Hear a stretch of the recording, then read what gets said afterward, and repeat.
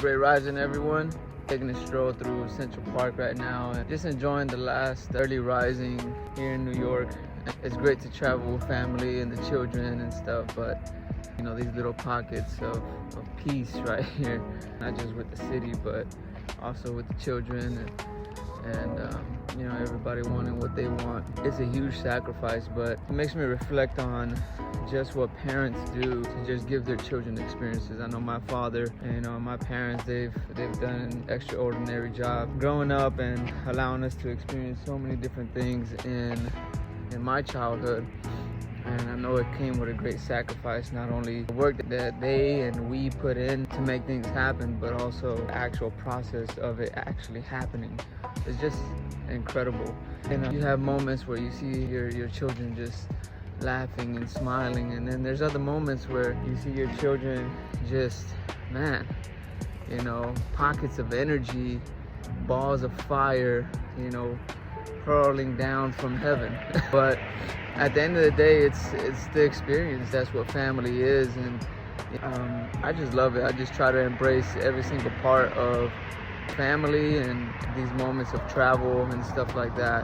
But you know, one thing, this whole experience also had me reflecting on, before we came to New York this time around, which is my third time.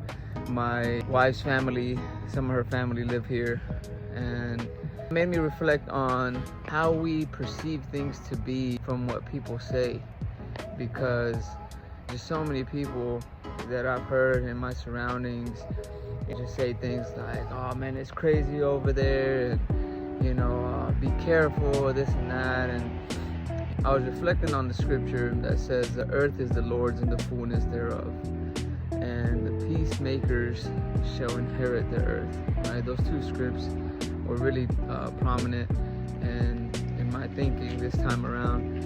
And the reason why was because of the simplicity of that. The Most High, God, made the earth for us. I believe God shows his favor whenever we're seeking him, but at the current moment, being in tune and connected with God so that he can show us and reveal to us the amazing things that he has prepared for his people, right? And that's one thing that I've experienced this time around.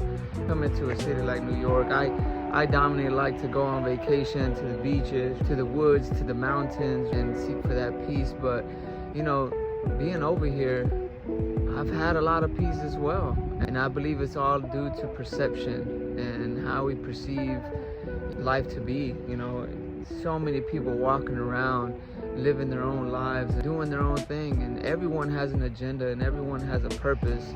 Everyone has something to do and is doing something.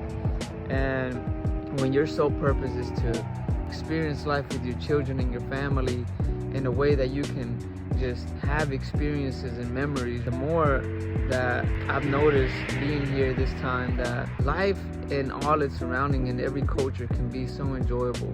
And we can't go off of what other people say and what the media says and what the news is saying about the state of a city or the state of a country, right?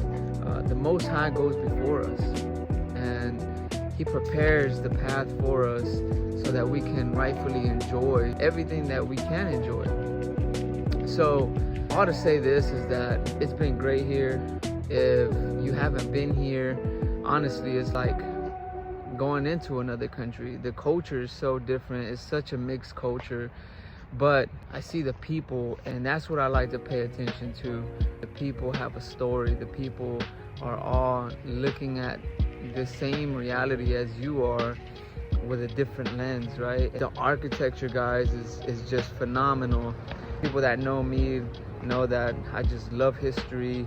I love breaking down the understanding of symbolism and just biblical understanding and all that stuff, right?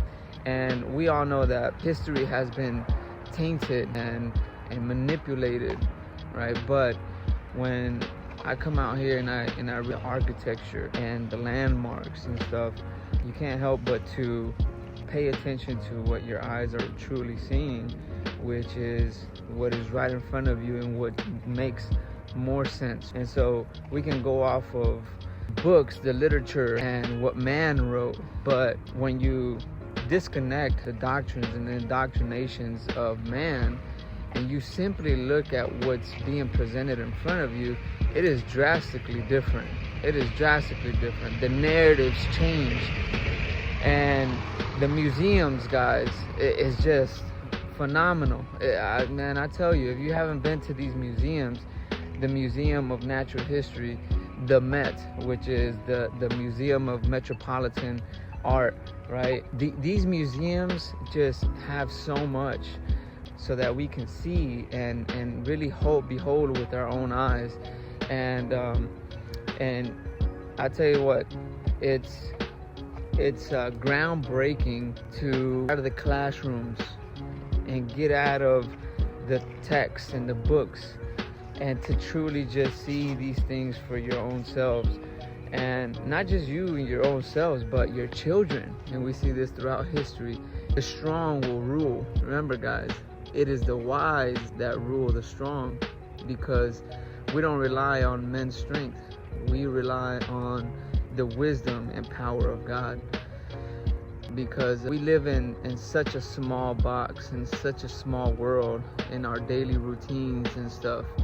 And when we come out here and we experience different cultures and we allow our eyes to see things, right, that are right in front of us or other people.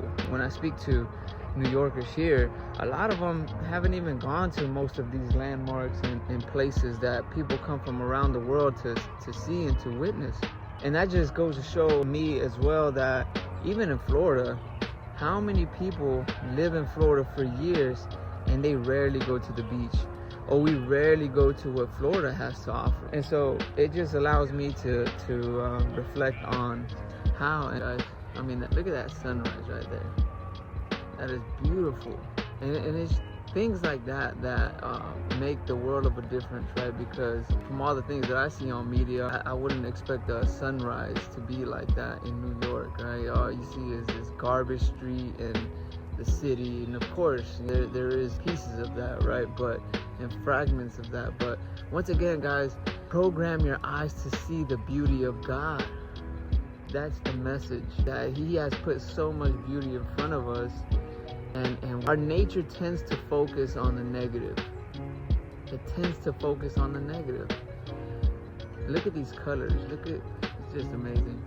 So once again, maybe because my mind is just so fixed on the positive that that's what it attracts, right? But the people, the culture, the architecture, the museums, the art, I mean, it's really quite pleasant and nice and unforgettable.